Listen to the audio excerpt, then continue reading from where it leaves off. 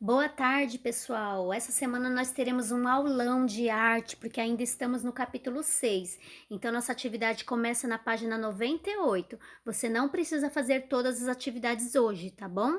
Vamos lá, então, capítulo 6, a cultura dos povos indígenas.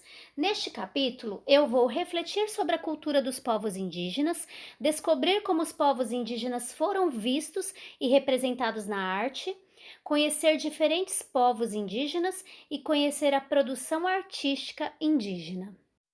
Nós começamos aí com duas imagens para observar, imagem A e imagem B. A primeira imagem é uma pintura produzida no século XVII pelo artista austríaco Stefan Kessler.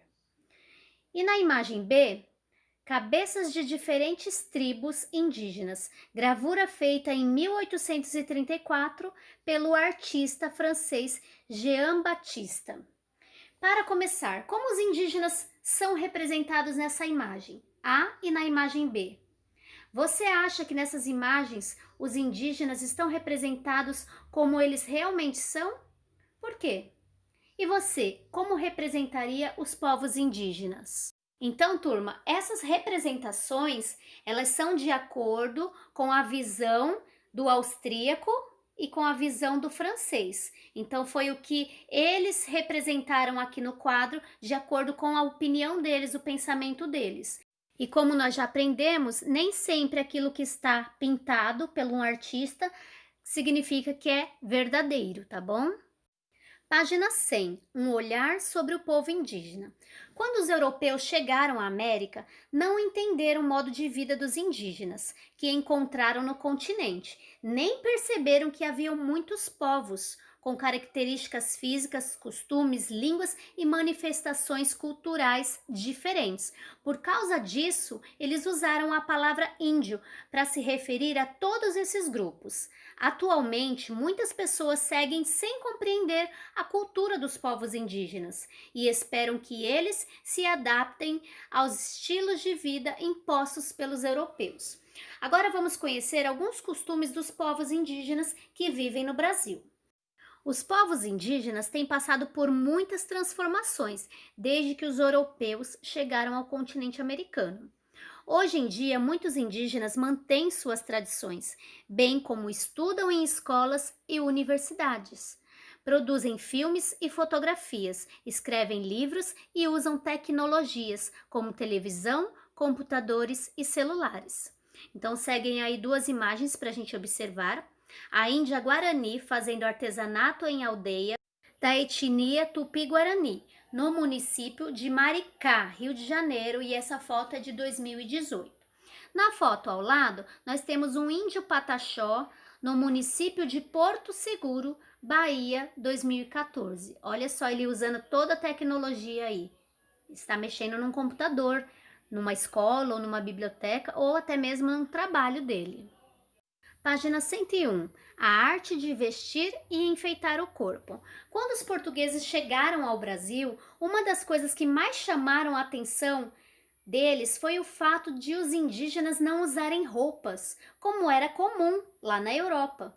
Para os portugueses, existia apenas uma forma de vestir, com muitos tecidos cobrindo todo o corpo. Essa era a única forma de se vestir. No entanto, existem diferentes formas de vestir e enfeitar o corpo.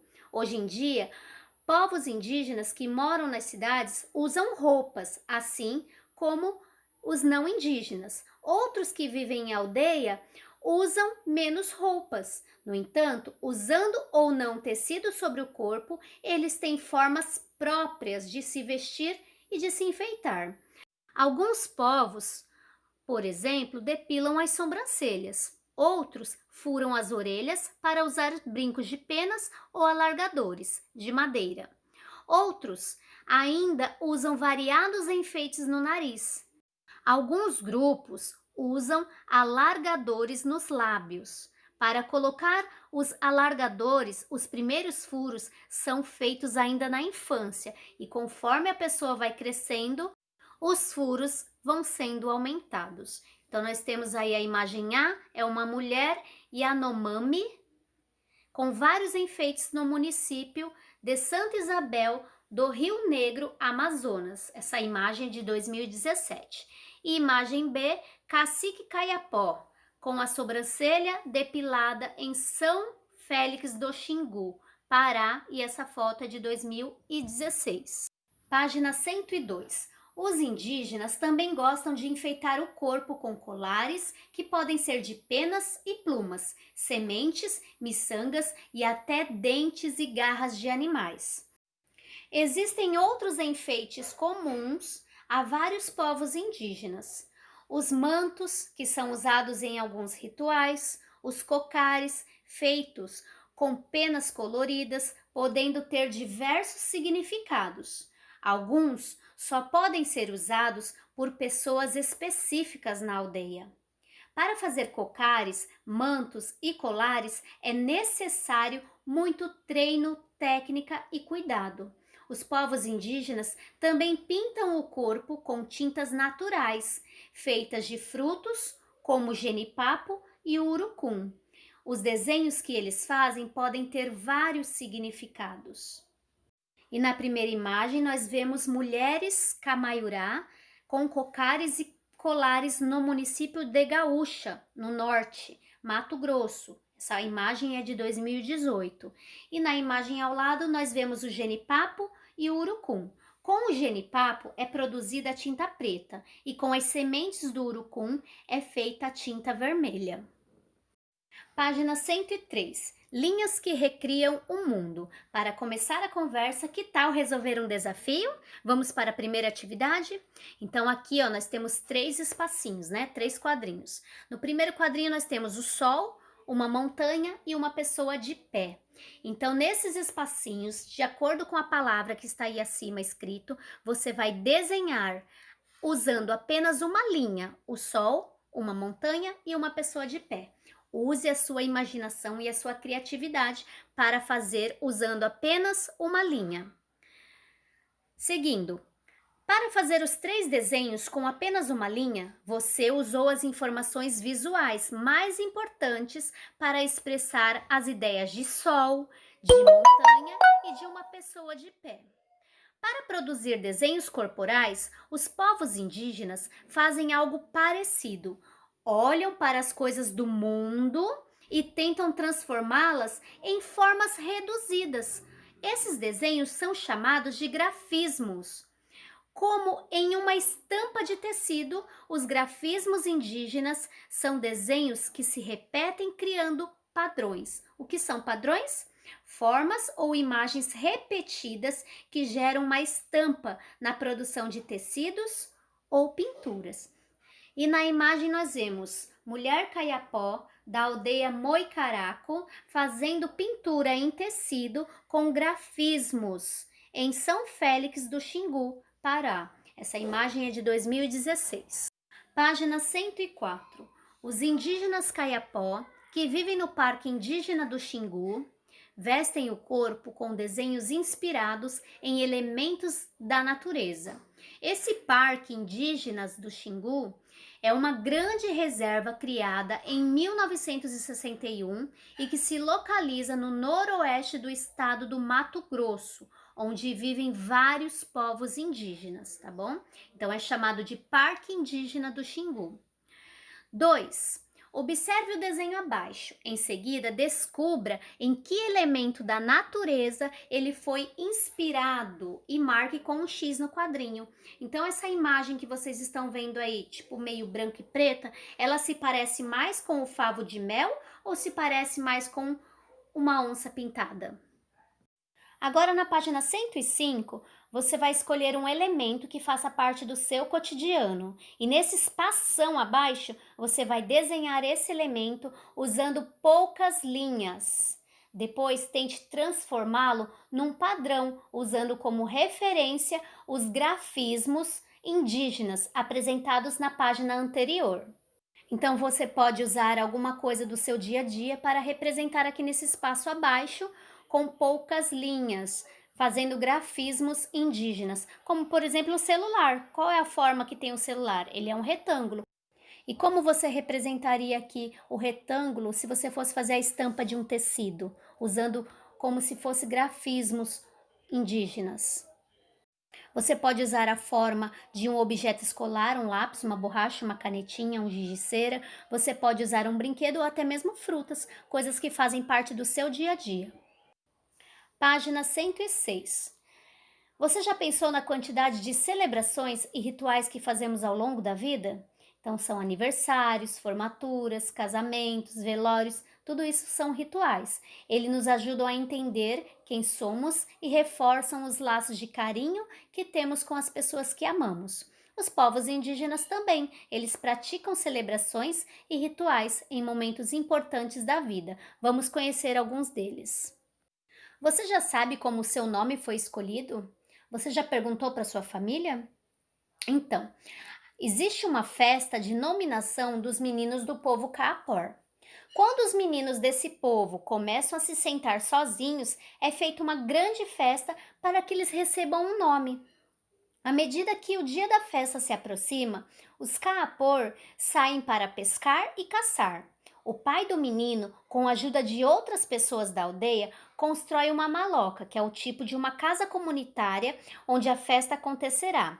Também faz um diadema amarelo com penas, parecido como uma coroa, que representa o sol. A festa começa à tarde, com muita comida, bebida e música, e dura a noite toda. Ao amanhecer, acontece a parte mais importante da festa. Sobre a cabeça do menino é colocado o diadema e ele recebe um nome. Depois disso, se ainda houver comida e bebida, a festa pode durar mais alguns dias e noites. Então, nós temos a imagem aí do que é esse diadema que é colocado na cabeça desse menino durante essa festa. Página 107. Agora nós vamos conhecer a maloca, que é um tipo de uma casa. Então é uma representação da comunidade indígena que a constrói. É na maloca que as pessoas se reúnem e onde os laços entre os integrantes do grupo se tornam mais fortes. Assim como existem muitos povos indígenas, existem vários tipos de maloca. Veja alguns deles. Então nós vamos observar aí agora na imagem grande. A primeira imagem é a construção de uma maloca, numa aldeia lá no Parque Indígena do Xingu, no Mato Grosso. E essa imagem dessa construção é de 2016. Embaixo, maloca na terra indígena do Araçá, em Roraima, 2019. Maloca de aldeia Itapequi, nas terras indígenas do Amapá, em 2015. E por último, nós vemos aí mais um tipo de maloca indígena, e essa é no Amazonas. E na atividade número 4, diz que a maloca não é a única construção feita pelos povos indígenas. Então, existem muitas outras construções indígenas que servem também para outras coisas. Página 108. A festa do Cuarupi. Quando uma pessoa que amamos morre, geralmente ficamos muito tristes, mas para alguns povos, a memória dos mortos deve ser comemorada com alegria. E alguns povos indígenas do Brasil celebram a memória dos que morreram com uma festa chamada Cuarupi. Durante a festa do Cuarupi, os troncos de árvores são cortados, pintados e enfeitados como uma forma de lembrar essa história. Os participantes choram e ficam um pouco tristes, mas também cantam, dançam e até lutam. No fim da festa, os troncos são jogados no rio para que possam ser levados para a vida em outro mundo. E é assim que acontece essa festa. Então, nós temos aí 3 imagens para observar. Imagem A, os participantes da festa estão tocando flauta. Na imagem B, os participantes da festa estão lutando. E na imagem C, os participantes da festa estão durante o ritual do corte da árvore. Página 109. Converse com sua família sobre a festa mais importante para vocês. Depois, complete as informações a seguir. Então, as perguntinhas são: a festa mais importante na minha família é... Nessa festa, comemoramos... Você vai colocar o que é comemorado. E o lugar em que a festa acontece. Onde que essa festa acontece? E durante a festa, fazemos o quê? No espaço abaixo, você vai desenhar ou colar fotos da festa mais importante para a sua família. Página 110. Eu no mundo. Você já ouviu falar sobre a importância dos povos indígenas para a preservação das florestas?